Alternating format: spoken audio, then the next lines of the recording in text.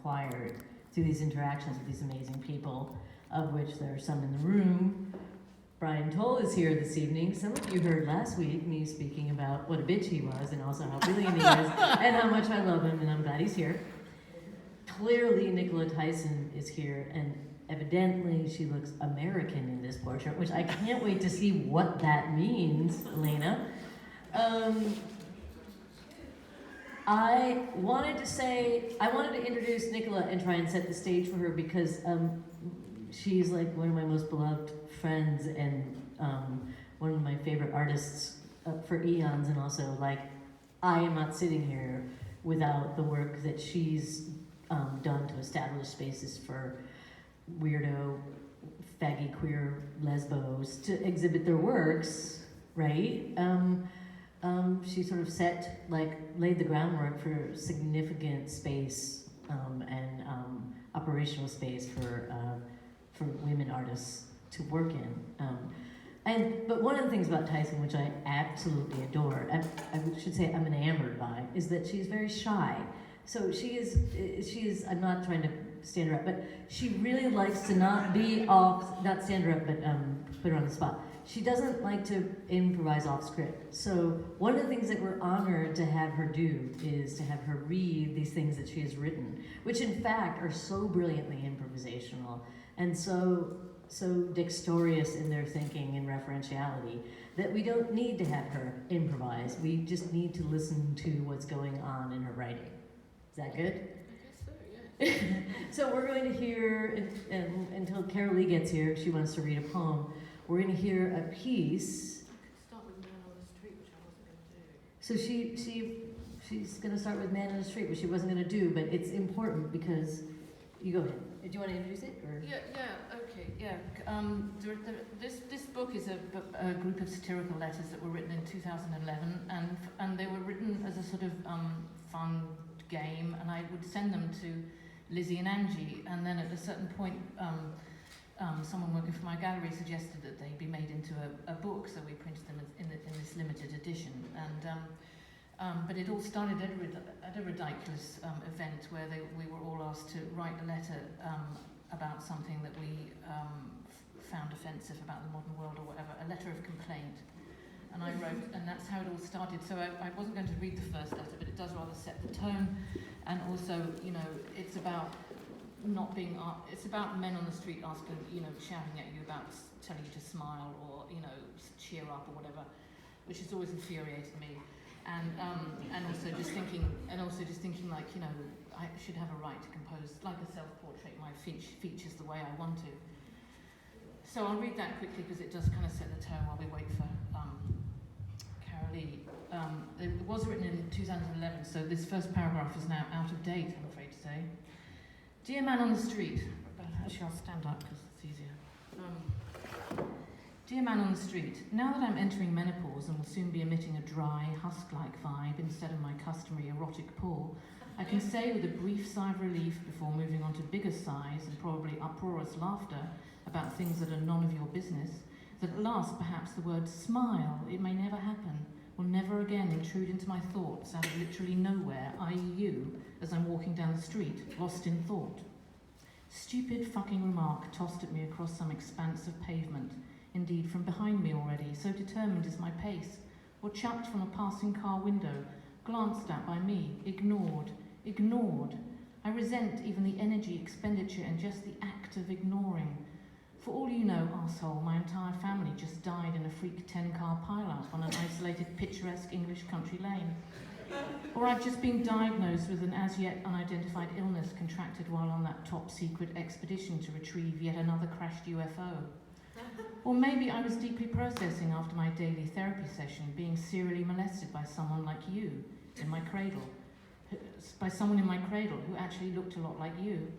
Or was just finishing up my Symphony No. 3 for glockenspiel, triangle and finger symbols, struggling with my complex yet astonishingly elegant equation, or concluding my PhD on linguistic concrescence and effervescence in the psychedelic tremendum, rehearsing my testimony for the witness stand in that high-profile murder case involving a person who looks a lot like you, constructing my rebuttal for the weekend My rebuttal for the weekend lunchtime debate society at the Sorbonne, fine-tuning my inspired business plan, the investment strategy that can't lose, my ingenious recipe involving 4 incompatible ingredients, my epic fucking poem using no adjectives, my master plan, my laugh line, and now I've lost it thanks to your absurd interjection. Smile, it may never happen. Dickhead, what authority gives you permission to issue this inane intervention from your doorway, your car bucket seat, your ladder, your short hairy legs? Yes, indeed, I'm clearly lost in thought, which seems to unnerve and even enrage you, doesn't it? What thoughts? What thoughts? Any thoughts other than those controlled and enchanneled by your society into concern about your concerns? Thoughts you suspect, with your powerful and sophisticated intuitive skill, honed by centuries of privilege, to be wholly my concern, which is to say concerned with my concerns, just so we're clear on that, as an individual and yes, as a representative of that dickless category called female. Oh, dangerous prospect. Thoughts you desperately, possibly ruthlessly, if truth be told, need to police for your own gutless security. To you, it's a given that my headspace is your real estate, that I must be yanked from total immersion in my own glorious sovereignty and thrown back into your shagged-out prison economy, that tiny, ugly reality where you get to be top. Get it? No. Fuck. What must it feel like to need to... What must it feel like to need to shout out dumb commands like these to random female passers-by, just to prove that you exist? To detour for a moment down memoir lane, when I was a kid, I dressed and passed as a boy until my young teens, at which point I decided to integrate that part of my psyche into my greater whole as a girl, pun intended. Employing heavy mascara while embracing the delicious structural conventions of tailoring, I thus incorporated the boy part into the girl part to give the construct me a certain je ne sais quoi, an indefinable heft, autonomy, even objectivity regarding the whole gender business, though this didn't stop me from being utterly depressed 99% of the time. However, that was 30 years ago already, and the mascara wand has been retired halfway along that journey, and anyway, it occurs to me that queer shouldn't look like anything in particular. It's just a state of mind, surely, not subject to controlling edicts, dress codes, mandated behaviour, like what not to desire, no? Anyway, back to my story. I was 9 in 1969 when Robert Redford starred in Butch Cassidy and the Sundance Kid and became my secret role model. I'm a redhead, and unless I decide to accentuate my features with various carcinogenic, paraben-laden beauty products, I have a pale, featureless face, as does my mother, her words in fact. She feels obligated to put a face on before going out, whereas I like to think so, I do so out of choice. So, cheated by genetics out of visible eyebrows, I readily adopted a Redford frown to give my features the definition I felt they lacked, and as a young lesbian I also thought this exceedingly handsome, definitely a plus with the women at my all-girls school. Henceforth my brows were arranged, tense and locked into a thoughtful frown forever, because it rapidly became second nature, as it were, a habit by now impossible to break without an unwelcome squirt of Botox. Nevertheless, despite the evidence now etched into my forehead, I don't regret this childhood decision, as frowning is a way to shut people out when I need to, which is a good deal of the time. Nobody attempts to strike up a conversation with me on a plane or buses. A few brave souls do in a queue, but on the whole, it works just fine. Then again, I may indeed be worrying, or just plain thinking hard until, smile, it may never happen, unexpectedly slices through the air from some idling lumpen male off camera. Hey, smile! A slight variant is equally offensive, indeed more so, as it simply implies that I must look pretty and pleasing at all times for all male strangers.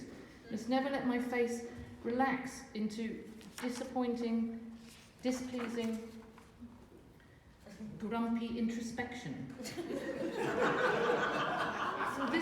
For this risks provoking discomfort, even anger in certain male onlookers, souring their moment, a cloud passing over their sun, momentarily thwarting their assumption of the total availability and acquiescence of all women to the law of their self-serving delusion.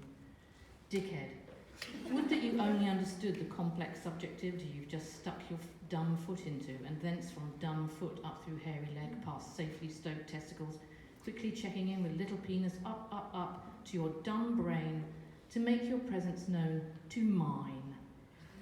And yet here, And yet here I must confess that despite knowing all this, despite my contempt and pity for your sick obedience to your own bullying brain, despite that sudden whiplash back into your reality via your idiotic vocalization, that instead of confrontation, instead of shouting, "Go fuck yourself, a-hole," or just ignoring you, that frequently, without even slackening my pace, before I've even had a chance to gather my wits, I found myself jerking my head dutifully in the direction of your noise and smiling, blindly, briefly, to be instantly sodden with disbelief, shame, and the poison of self-betrayal.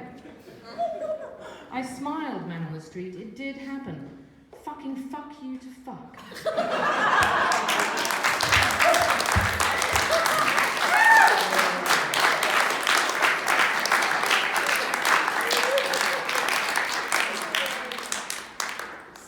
It's better every time I hear it.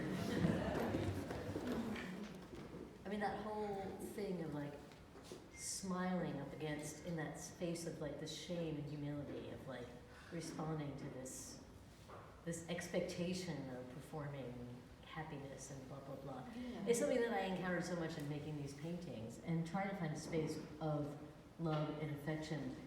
You know, there are no smiles in this room except for maybe Roddy Bottom there, who is just a shameless, hoary top, and he literally smiles.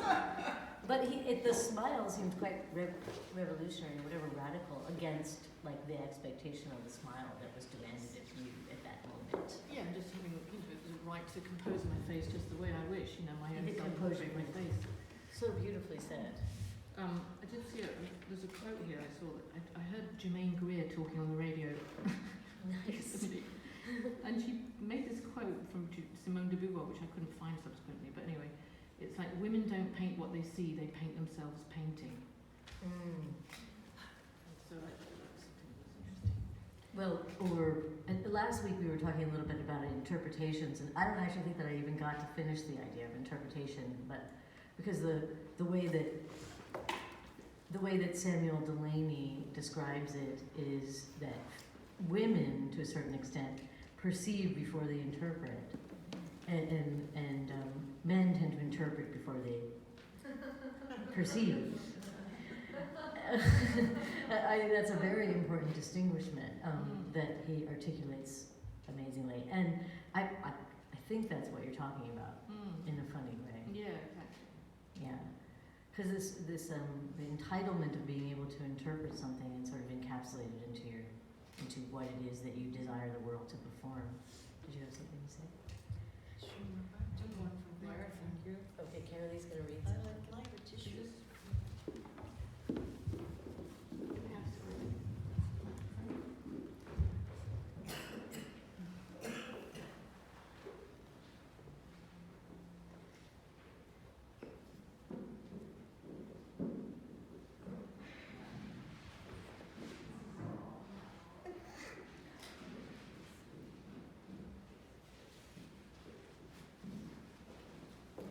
Well, I'm just kind of randomly jump after you here.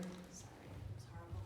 I think what's so special is how painters think and how we're constantly reassessing perception, tactility, and the translation into material, which I find completely mysterious and compelling.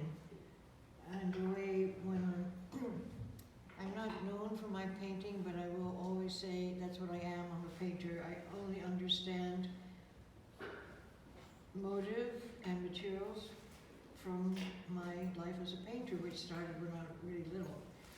And the first disaster, and it was memorable, was I found a little, one of those wooden boxes with sets of paints and brushes in it. And it was snowing outside. It was so magical, and there were deer going through the woods. And I said, I have to paint this. I have to. But I didn't understand about turpentine. I hadn't a clue. No one had ever explained these materials. So I squished out white and blue and green, and I had a brush. And that was really sticky and resistant, and it didn't flow or move for me. So that was my first I was probably 7 or 8. I thought, this is really going to be hard. I don't know how to be a painter. It looks simple, but it's not working.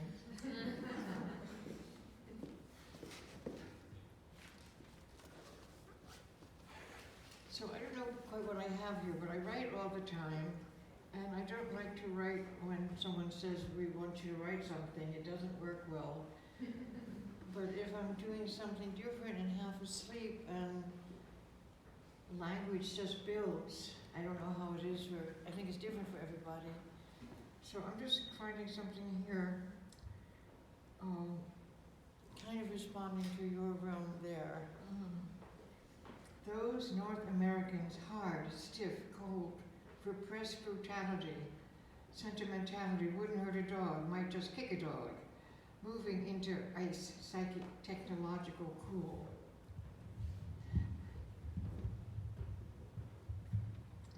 Have to turn them all on and on and on again, falling in love, they're full of hope and fearful emotion.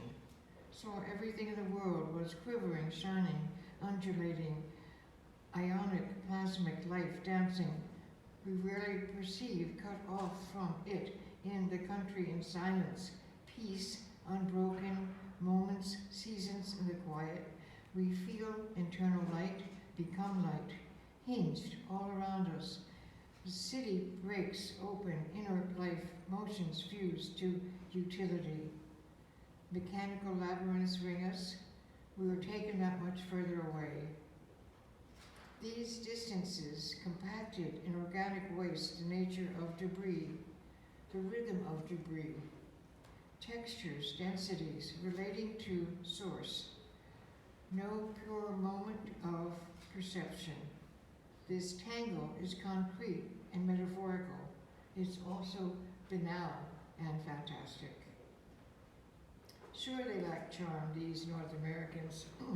They play with magic charms. In the world, everything dies under their hands, and they don't know why. They blame secretly, they indulge in false pleasures and are depressed. I thought, well, that's a start or an end. Let's not forget, by their garbage we shall know them. Not having a prescribed beginning, it would not have a defined end. That appealed to me. My furry, that's F-U-R-R-Y, environment for sleeping destroyed in 3 hours. This time I was hoping for an undefined, irritable sort of destructiveness. In acting, transforming. The environment by its own nature, Vietnam images, to compact this. But the people were thoughtful, quiet, slowly cutting, carefully pushing, avoiding the floor switch, which shut off the photos finally, plugged into fans indirectly, tapes of crying cats, beast, compliant, and commenting. Cock, Robin killed Che, Malcolm X, JFK, Pale Culture, DHL, Virginia Woolf, Wilhelm Reich, Artaud, Bruce, etc. Hawks, destruction. Furthest degree of transformation an element undergoes toward extinction. Destruction is not always negative. So, there's so much more. What are you going to do more? Here's one. I could read the letters of Gainsborough. So I could read Read one. letters of Gainsborough. Gainsborough. Can I comment first? Yeah, go Just ahead. because that's what I'm here for. Yeah. So, because that tied into, remember, last week when we were talking about the instinct of the birds to sometimes pick just self-destructive genes in the prune text. But also I wanted to say that the way I frame, so the idea of like self-destruction being to a certain extent a poetic, generative act, not a tragic act. Like where does like you said so many things also, the cycle that things begin or they're in process, they don't end, there's no endings. I feel like there are no endings to these paintings even though they've stopped at a certain point. the work, you mean? Yeah. The process of it. But also this idea that of when something ends. The way you're talking about cycling between, and you said perception in a way into interpretation, and I also wanted to say that the way I framed perception and interpretation was way too binary and boring, and to a certain extent there are enlightened men. I give credit for that. but the process you're talking about of interpretation, you're really interested in like in perception never ending, never sitting still and stabilizing is something you said beautifully in that piece. Yeah, well, the whole process is for me to enter the uncertainty. Yeah. And I have terrible difficulty with some of my colleagues and their demands of art students that they predict everything they intend to do. They want to get rid of uncertainty, fury, magic, and how to explain to beginning artists that some of us deal with these absolutely invisible, unconscious voices. When I'm painting and the voice says more blue over there, who the hell are you? That's so true. Yeah, well, I do whatever you say. Okay, if that needs more blue, and then it says, and over here the line is too drippy, or it's too stiff, or what about go there, go there. I mean, it's a constant orchestrated engagement, and it's really inexplicable. Yeah. And I love that about it. Me too. And We described it as unteachable last week. here, go to the microphone. I think they heard. But we called that unteachable last week. So speaking of unteachable, let's deal with some of the vitriol hilarity of Tyson again. Let's hear another letter. So the one of Gainsborough to Gainsborough. I mean, whichever one you want. That's what he was mentioning. While Tyson's pulling that up, I just want to say I had a conversation with Jeff Chadsey last night. So the one back there, my gay husband. We're the most stable gay couple in New York.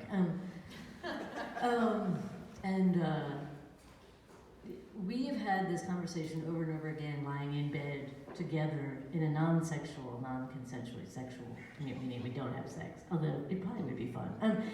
Anyway, for me anyway.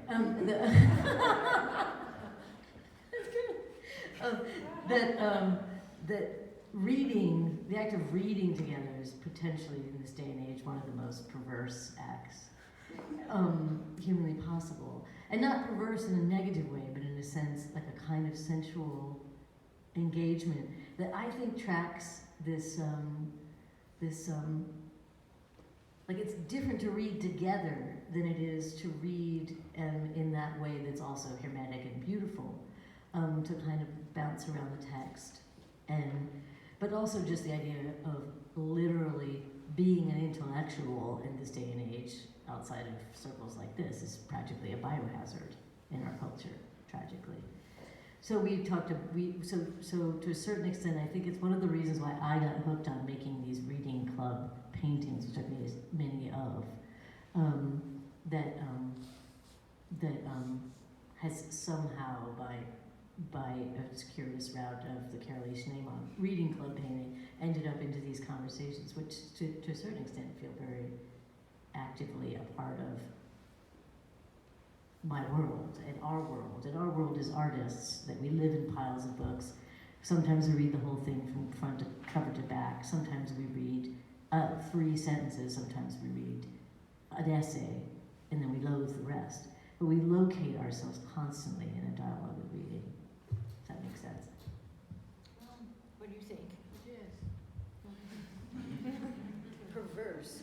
Well, my response to perverse is the larger shape of what engages us physically, pleasure, sexuality, dream, and all these ill-defined lineaments that inspire us or question us or bewilder us, but it's part of an essence of being able to enact a process or a vision or a mistake or a mess, but to be able to go with that. And it's especially challenging and difficult because the culture is so resistant to sensuousness. They can't ever, with my work, combine, and yours, yeah, we can't integrate the sensuousness and the realms of pleasure and risk with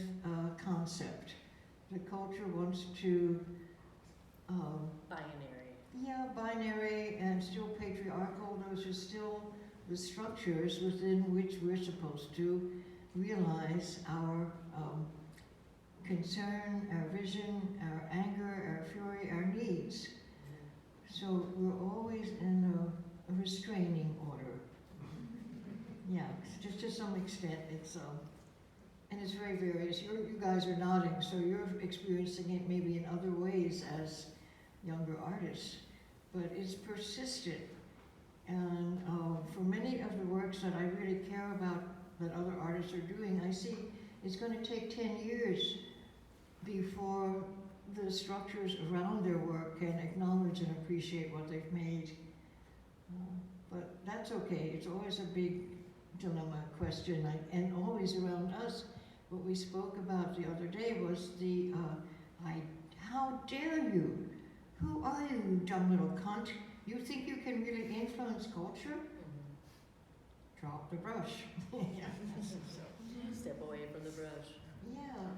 But that segregation of sensuality and intellectuality, when you think about bodies lying around reading books together, to a certain extent there's an act of, or just us sitting around this table, there's an act of defiance. Again, that the sensual and the intellectual, of course, as we know, are implicated in and amongst each other, and that suppression denies it so much. And it's funny because a while back, Nicola and I had done this interview where, Nicola, you had indexed this idea that stomach cells and brain cells were very resemblant. And to a certain extent, they're almost identical, right? And it was this sort of primordial, corporeal body, and then the supposed hierarchical top of the verticality of the body, brain body, are much closer in terms of how they metabolize the world than we would like to, and also interreliant than we would like to be. Well, yeah, and then, I mean, as women artists, we're always fighting. We're always struggling with the denial and the implied, how dare you? When I did the installation of the bodies falling from 9/11, it was an in memoriam. It was a consecration for me to study in the most intense detail. Did they fall in different rhythms? Did they all have their shoes on? Did their coats fly off? Were they already dead? All these questions to bring me in contact with this horrific cultural nightmare that many of us believe was produced by our own government so that they could reestablish more strict rules of law and behavior. So where was I wanting to go with that? Well, that the audience was violent initially, and they accused the artist, who was a younger woman, or myself at the time, of benefiting from the images of disaster, that I would sell them or profit or be known for it. It was all so incredibly wrong and méchant. What's the word in English for meanness, like a psychological meanness, to divest themselves of any feeling, any identification with the death of the people. I think we talked about it. We talked about it last week as like the difference between appropriating something for your own well-being or your own self-promotion versus like witnessing. And I mean, I sort of like think about like the way in which I was able to witness this really intimate moment with Jennifer Packer, where late at 5 in the morning she decided to take her shoes off when she was on the phone with her mother and lift her leg up and lay on top of my dog Larry. I don't think that anybody that hasn't slept with Jennifer Packer, and sadly I can say I haven't, has seen that point of view. And there's something about like the fact that that is beyond just a kind of tertiary glance over a body that is somehow capitalizing on her beauty, but is in fact deeply invested in intimacies and empathies and all the ilk. Anyway, let's go back to the wit and brilliance and humor of Tyson.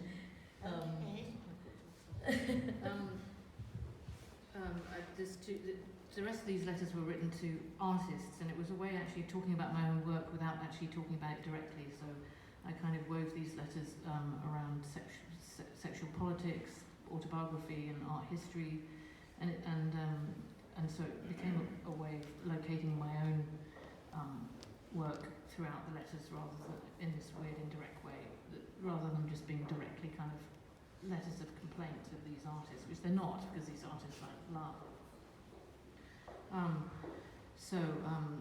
As we're on the subject of portraits, I'll read the Thomas Gainsborough letter. Dear Thomas Gainsborough, what is it about your time that I find so frightening and yet compelling? Is it A, beauty spots covering suppurating sores?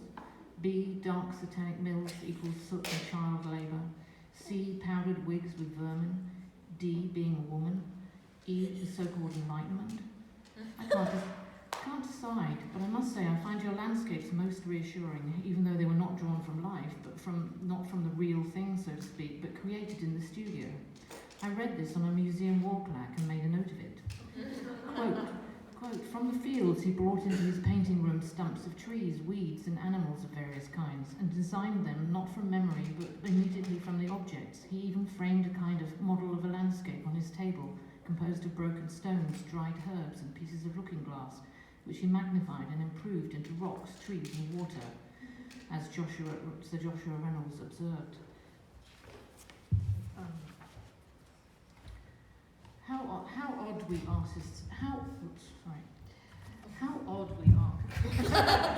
odd we artists are. Like the countryside with real sheep and ancient oak trees wasn't right on your doorstep in those days, instead of 20 miles away after a grueling drive through soul-sucking suburbs.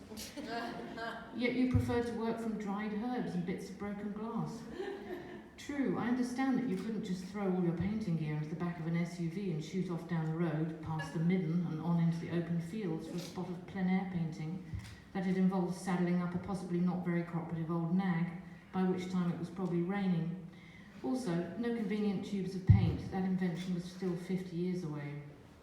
Yet I read how instead of endless, tedious society portraits, you yearned to immerse yourself in rendering nature's likeness, with your painterly touch, feathery brushstrokes in constant motion, but coalescing into a personage of rank, considerable means, or at the very least notoriety, such as an actress, all exhibiting the prerequisite sensibility in settings of sensibility, the beloved landscapes sadly relegated to the background.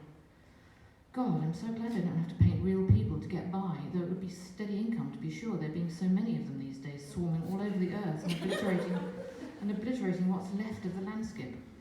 For the top 1% who could theoretically afford me, such portraiture is indeed a job better left to those peers of mine who hone their studio skills and craft to paint using the oldie-style techniques, as might be vaguely familiar to you from your studio practice.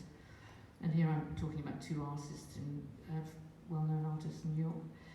Old-school master John Curran applies his trained touch to depicting ladies, both naked and clothed, as the butt of jokes concerning art history, society, and human folly in general, whereas Mistress Licia Scavage turns her hand to the rendering of large breasts in a limited variety of colours and contexts, or more precisely, she inserts naked ladies with incredible tits firmly into the canon of art history, the novelty being that she herself is one, a woman that is.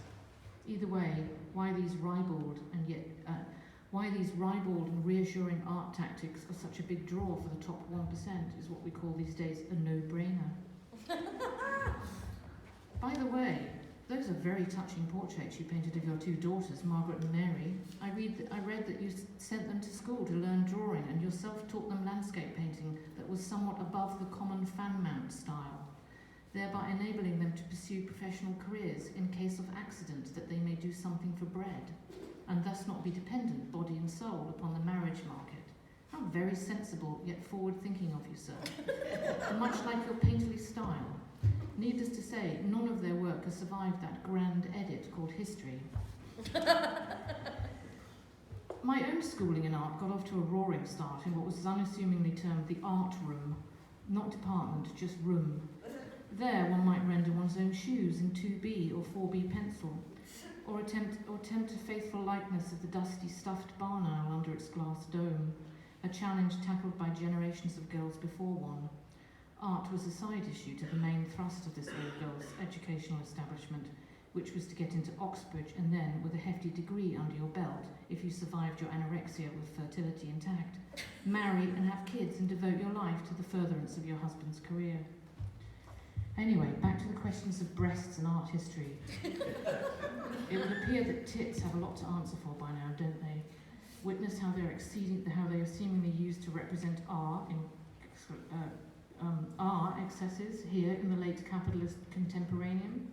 Note assorted 21st century artworks by a number of male artists involving tits and dollar bills, tits and car wrecks, tits and assorted photographic reportage of the pointless carnage of recent immoral wars, and so on.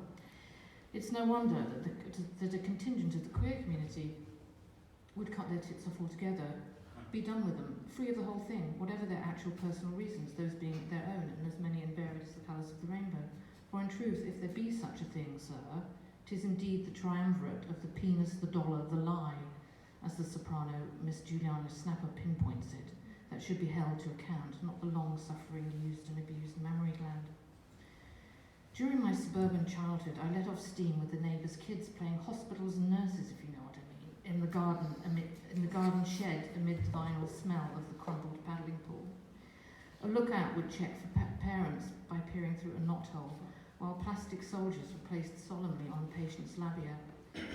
We didn't know what we were doing, but it was okay because doing it was enough and it was thoroughly engrossing. A school friend and I, being more sophisticated, we felt, and it being 1968, and therefore topical, played a game in my garden shed called Student. This involved pulling our clothes down and squirming on top of each other while doing a kind of swiping motion with our heads that approximated snogging or being permissive or promiscuous or something like we'd heard students were doing. Nearby, the tube train to Uxbridge rumbled by at regular intervals, full of suburbanites on their way to somewhere, the railway cutting through what, in your day, sir, would have been the picturesque farmland of oldie Middlesex, but now a landscape of dense, monotonous, semi-detached housing. We considered the railway embankment of the Piccadilly line, or wildlife corridor as it's termed today, an illicit extension of our back garden. Trespassing, we might come across a pile of underwear stolen by a perv from a neighbour's washing line, tattered porno mags, and the occasional hypodermic. One day, on hearing about this latter find from us breathless kids, my grandmother declared aghast, "You could have poked your eye out," which to me seemed unlikely. "So, is that why you became a lesbian?" asked Gary Hume. Artist Gary Hume asked me once mischievously, "Because you were frightened you'd poke your eye out." Anyway, musing against... Only Gary. Anyway, musing against on your time period as a distinct unit and my fears around it, I find myself dwelling on the difficulties of being pregnant and not getting pregnant in the first place, you understand, in addition to likely death in childbirth. Nothing has changed, sir, since your day, save medicine and its ability to rescue countless women from agonizing death while attempting to give birth to heirs in a subsequent generation. Sex for the fair sex is like Russian roulette, i.e. not fair sex at all. And then once pregnant, the barrel spins again. Imagine doing that 14 times and still getting 14 girls after all that. What a waste of everyone's time. Additionally, for a lady of means to merely have an affair, a dalliance in your day, would likely result in a long, slow death in the gutter, the post-scandal utter gutter, drinking adulterated gin soaked up with a crust of adulterated bread. 1 minute she's posing for the hired painter in all her finery, the next she's disgraced, destitute, and reduced to posing naked for his secret porno sketches. Inventory subsequently buried by his estate to be unearthed and reframed by a kinder, gentler century, merely because she became embroiled with some any male individual, hair-raising indeed to be but a woman in the 18th century. Did you have any of those tucked away somewhere, Thomas? Dirty drawings? I read you were a bit of a philanderer and that the wife often got on your nerves. On the other hand, you painted her portrait every year, tenderly, and she does have a twinkle in her eye. Put there by you, if you will? Or were you simply rendering a true likeness of Mrs. Gainsborough, née Margaret Burr, who, as the illegitimate daughter of the Duke of Beaufort, came with a handy annuity of £200? To your health, sir, and that of your family. Sincerely, Nicola Tyson.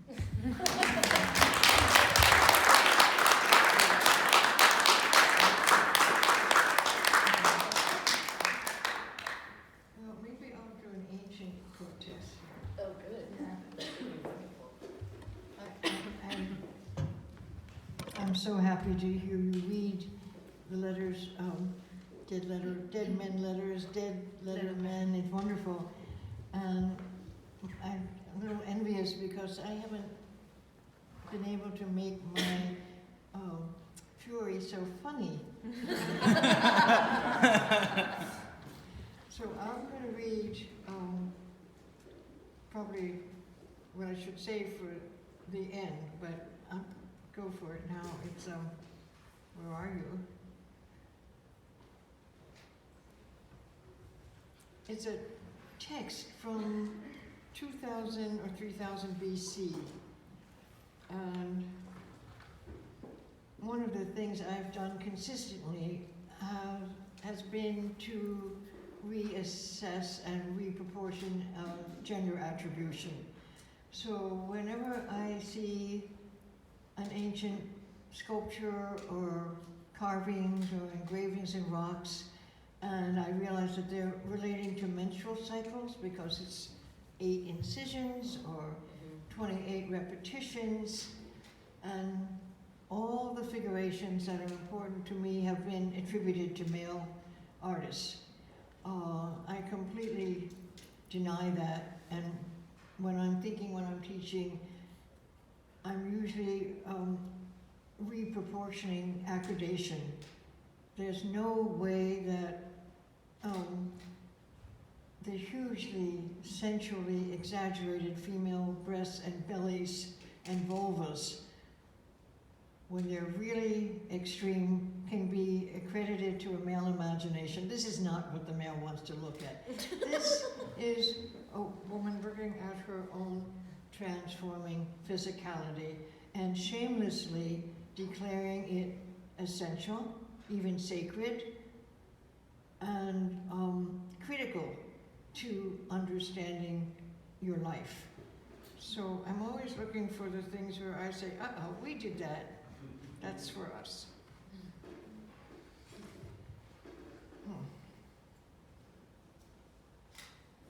This is a little confusing because there's a lot of variation here. Hang on, everybody. You put a blue post-it in. I got it. Okay. Yeah. Okay. This is a text from 3000 BC. It's Ugaritic. It's the tale of Anat's battle for her brother Baal. The text has been translated by recent scholars. It's from the Ugaritic textbook, NT2. The virgin Anat camouflages her divine aura and puts on the smell of goats and rabbits. She closes both the doors of the palace of Anat. She catches up to the troops in the mountain slit in the valley between the cities. How she slays them. She cleaves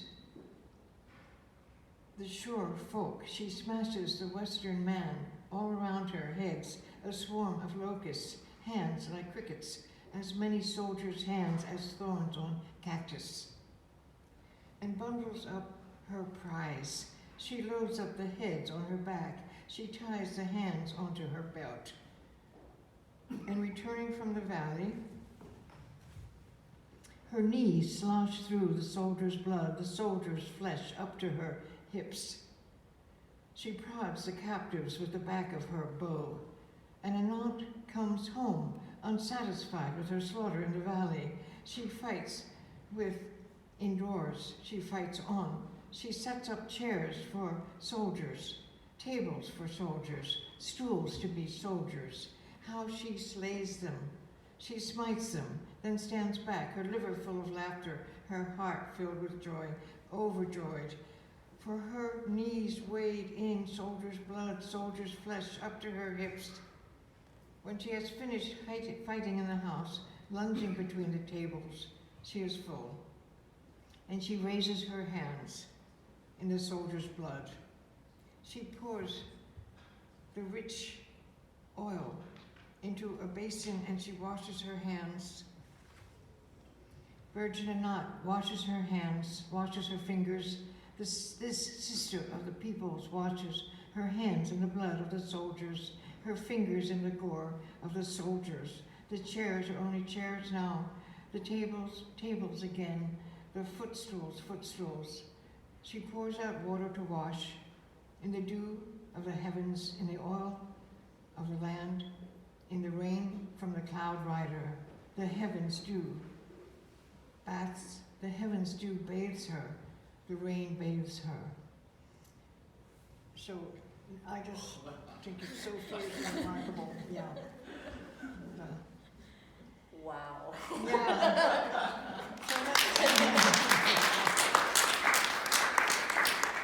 So that's a deeply suppressed feminist, poetic, militaristic history. I deny that you're not funny. Oh, good. Okay, yeah. Sometimes I'm very funny, but I forget. The heavy stuff pushes away. That was devastating. So here's a funny one. I just fell open to a page that I'm not familiar with.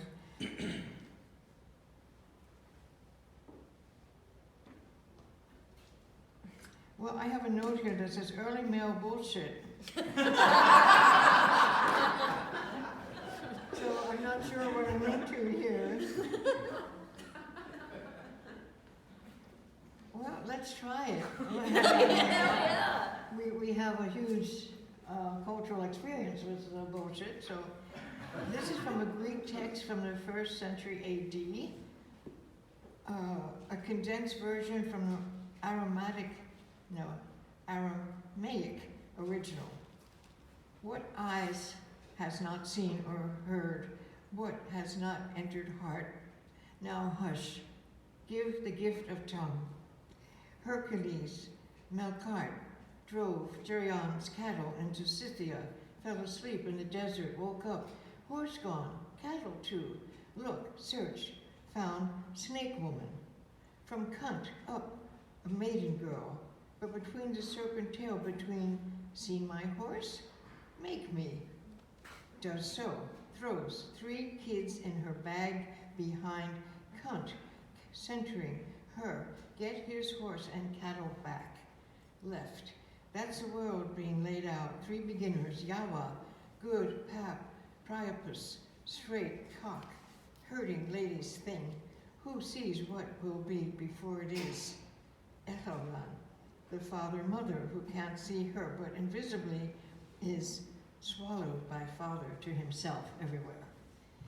Wow. So we've been at this for a long time. Okay, when you were talking about the, When you were talking about the, I mean, basically like what's happening to my body now, the sort of squish and sag and voluptuate. It looks not sad, it looks lovely. Oh, thanks, honey. We can pick that up later, right? Yeah, but you already wrote something. No, I was thinking of Brave New World by Huxley for some reason, which is actually a man who has invoked in that book. Have you ever read that? Which book? A Brave New World by Huxley. I recently read it for some unknown reason. Brave New World by Huxley. Has anybody read it? You did? What do you think? I read it in college. It's like a high school novel. Yeah. But I Or high stumbled it. school even. I forget.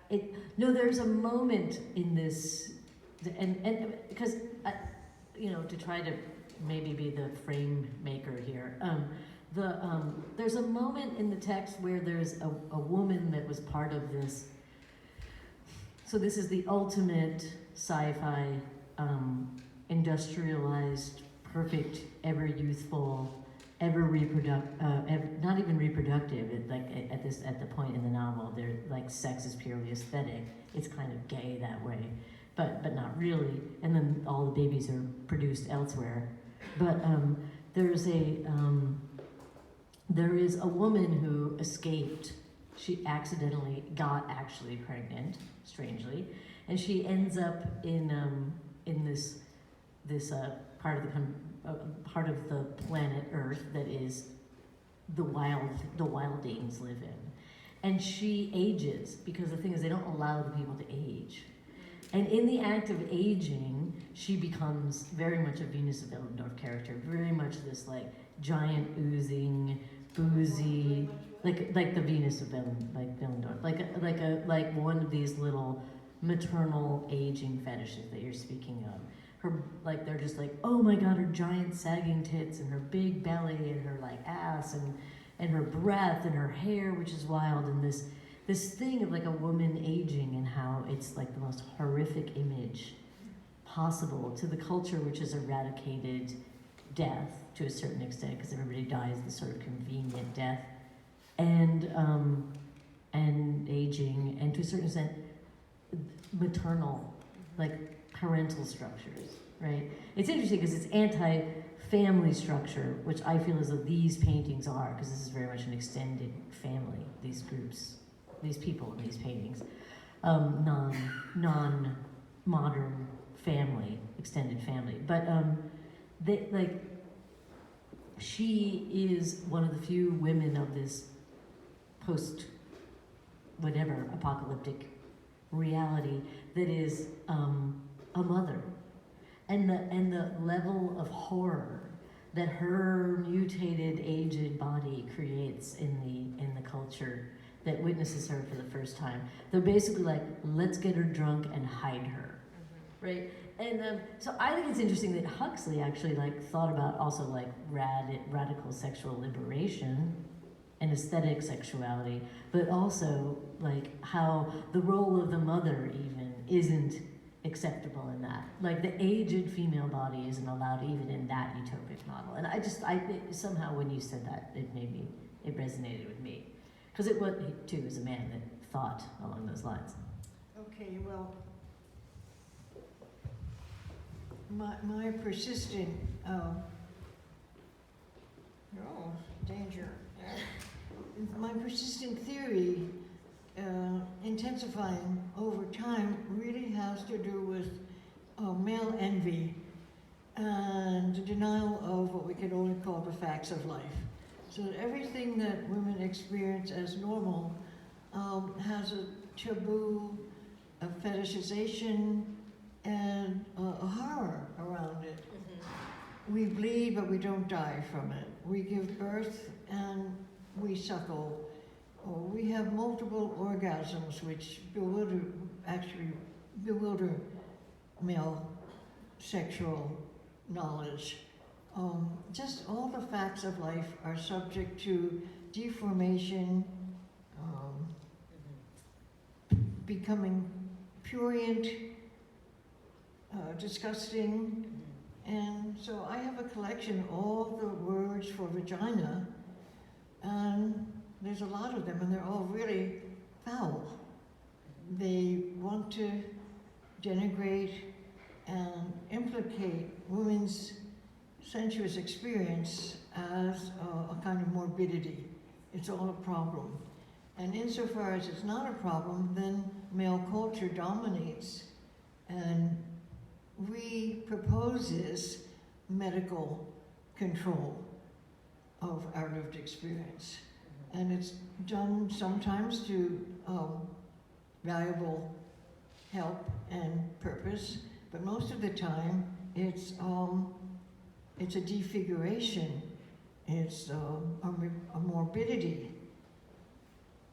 And balanced with that is this ferocious idealization of the glamorous cunt, the beautiful whore, the responsive, always sensuously appropriate to male lust, idealization, it's quite various. It's not every one pattern, but the general shape of it is that we are mutated into something repellent. Anybody disagree? Can we go away from that? What do you think? It's a lot. I mean, because it sounds, to me, it sounds a little bit appropriately essentialist in a way to this moment. I think that there are some elements of essentialist feminism that are actually really necessary, but that may just be me. There's something that I've noticed that's changed in the discussion around art, which to a certain extent the kind of, not just the radical feminists like Tyson, awesome hilarity, loathing of somebody like Lucy Escavage. Meow. Yeah, meow, meow. It's almost so easy it's not even worth bothering with, but except I will say she can be a very good painter, and I want to acknowledge that. I don't want to just be so, but anyway, not as good as me, no, I'm just kidding. Or Tyson, or Carolee. But the thing that I have noticed, which is super interesting, that ties into this conversation we had around teaching last week too, is this new morality.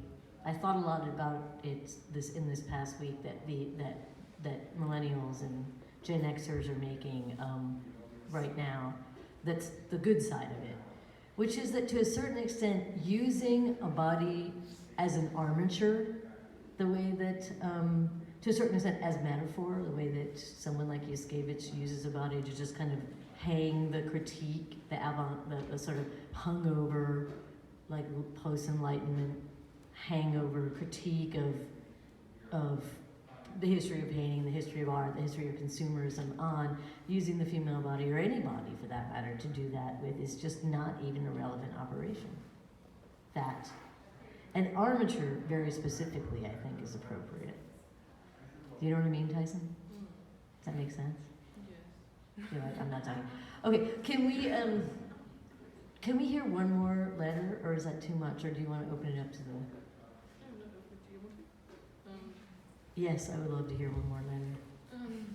On the theme of portraits again, I guess it would be... It could be anything. Beckman. Yeah, definitely. Or, While she's digging it up, if I can tie it together too, one of the ways that I would say that is, it resonated, interestingly enough, at David's Warner yesterday. I was at that show, The Young and the Evil, and there are loads of genuinely sensuous, eroticized portraits from life done by French and Cadmus and Margaret French, French's wife, like doing sexy paintings of her husband's boyfriend. Really just like these fluid, sexy, admiring and adoring portraits that in no way reinstate or reiterate the kind of power portrait that Tyson so brilliantly mocks in the Gainsborough letter, right? It's antithetical, those portraits are antithetical to that idea of the sort of setting yourself up as hegemonic power douchebag. Although that letter was mainly about how he really longed to make landscapes. He hated doing portraits. Yeah, I know, but he did do them. Well, he did do them well for me. I certainly appropriated his methods many times. But yeah. Brilliant. I just meant that his heart was, he would have liked to have just been painting landscapes. True.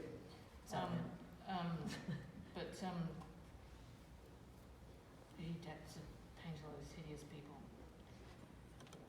The subject of portraiture. Dear Pablo Picasso, a journalist recently asked me if, as a female figurative painter, as opposed to a figurative painter, I'd been influenced by you, which I thought was a bit like asking if my diet had been influenced by Monsanto. Unavoidable. I informed said journalist that I have not engaged with your work to any degree since I was an art student back in the ghastly 80s, the decade the audience invaded the stage, as I like to characterise it. Being a young, frantic feminist in a suit and tie and 10 coats of mascara and trying to make up for lost time, having already squandered my formative years researching in the trend-setting watering holes of London's gay demi-monde, instead of sketching in the National Gallery, I took offence to Demoiselles d'Avignon, depicting as it does, in perpetuity, a dismal group of prostitutes whose innovative Easter Island cum sub-Saharan art style features nonetheless maintain the blank stare of the human motif artist's model. Amazing, disconcerting, destabilising, to be sure. Then, when so-called primitive art was quite the talking point in Euro-intellectual circles, like before the world became one big samey shopping mall to Google Earth, and you could still go, my God, how differently they do things down there, or over there, or even up there, from the vantage point of the drawing room hearth at the centre of one's mental map of the world in that early late stage in our civilization back then. Thank God we've still got back then to go to for something strange, should anyone care to, like back then during the Holocaust, or back then in ancient Rome, or Tudor England, or the Dark Ages. Pick a dungeon, any dungeon. Stonehenge, dinosaur, Atlantis, Acropolis, Plato's cave. True or false, Attila the Hun's coat was made of hundreds of field mice skins crudely stitched together. Hey, Project Runway contestants, you've got 5 minutes to work that up into a collection. Yes, at least now, from this desert of distractions and dwindling diversity, we can still pick a Picasso, any Picasso, and know we are in safe hands. Not. Unfortunately, by the time I was getting stuck in myself, tackling the big questions at art school in the hideous 80s, your game-changing masterpieces were a bit tired and familiar-looking, and probably a wee bit oxidised, which might account for your dead-seeming colour decisions. I don't know.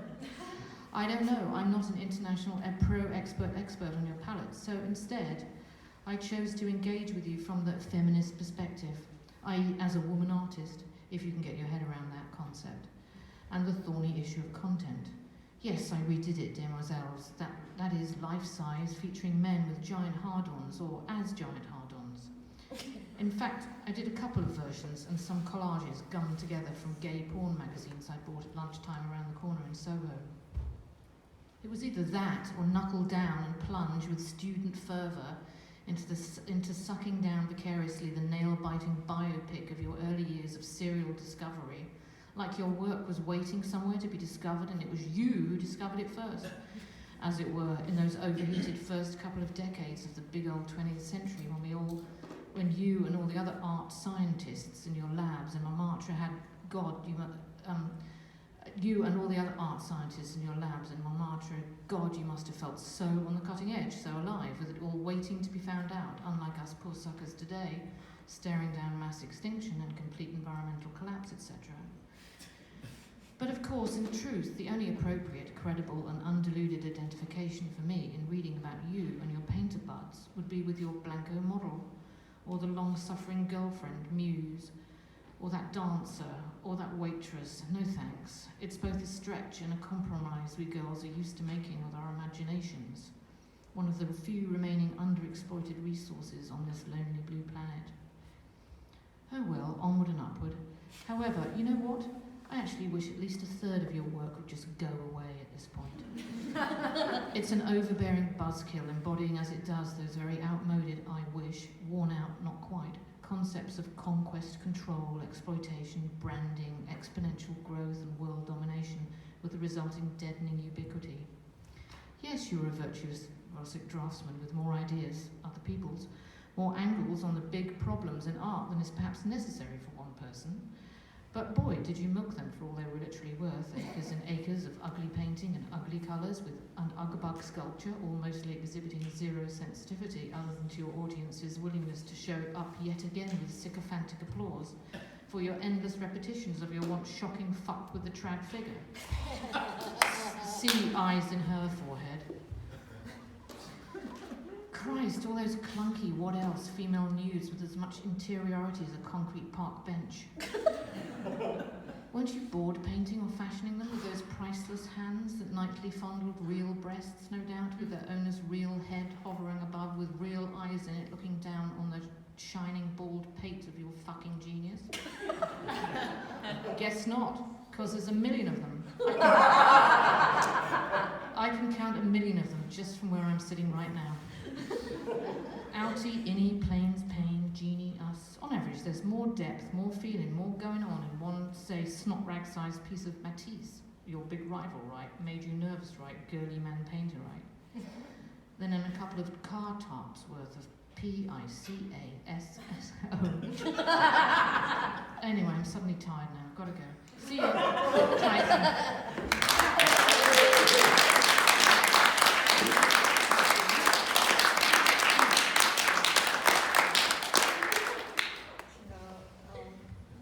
I have a question.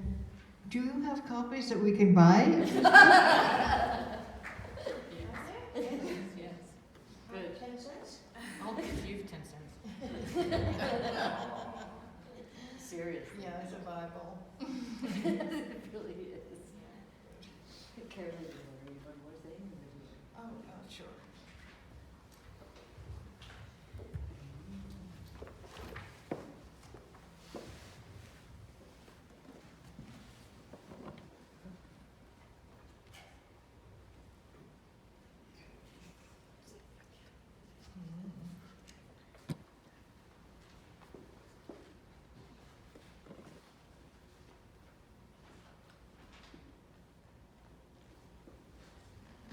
So, a lot of my work is dream influenced, and certainly influenced by having lived here north of New Paltz almost my whole life. So the landscape is part of the dreaming, and the dreaming is part of my dailiness here. And sometimes I don't know if I'm awake or sleeping, but I think I'm awake, so. Dreams from Now and Again, 1974. Now, he said, this is the part where he desperately tries to find you. You must at all costs avoid his touch. But is this the play we read? It is, but it's happening actually as well. It was not the homosexual witches' coven under Broome Street, and there was one there, and I got to go there. Amazing. It was not the back of a theater, large, spacious rooms, many small rooms, closets at each side. I am a visitor. I have forgotten most of the dream. It was early in my sleep and kept intruding into my conscious mind afterward, asking for words to be remembered clearly. Put a hint of me here. Don't forget his hands, breaking into subsequent dreams. Tiresias, was he really blind? A blind man lives in this place in association with the others. The man I visit who tells me the blind man knows who you are. We could not help that. He is compelled to find you. He will desperately try to touch you. We stand looking at pictures. Talking drink in hand. Students with us. The blind man comes and several students go to speak with him.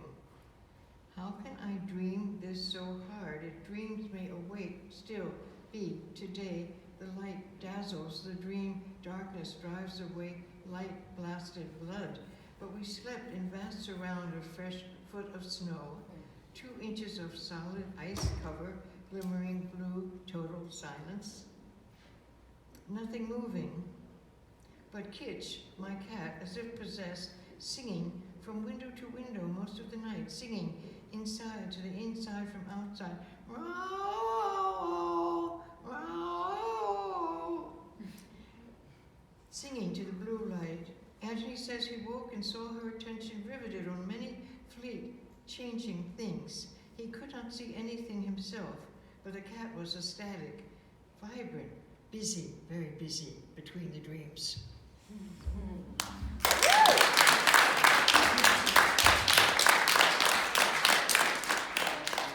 It's nice to be writing.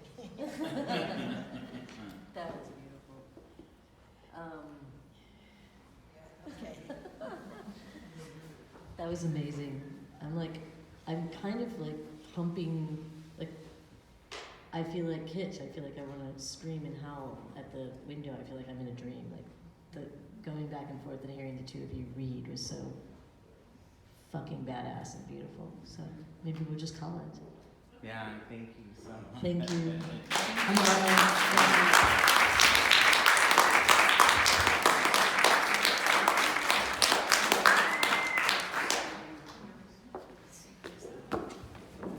night, everybody. Thanks so much.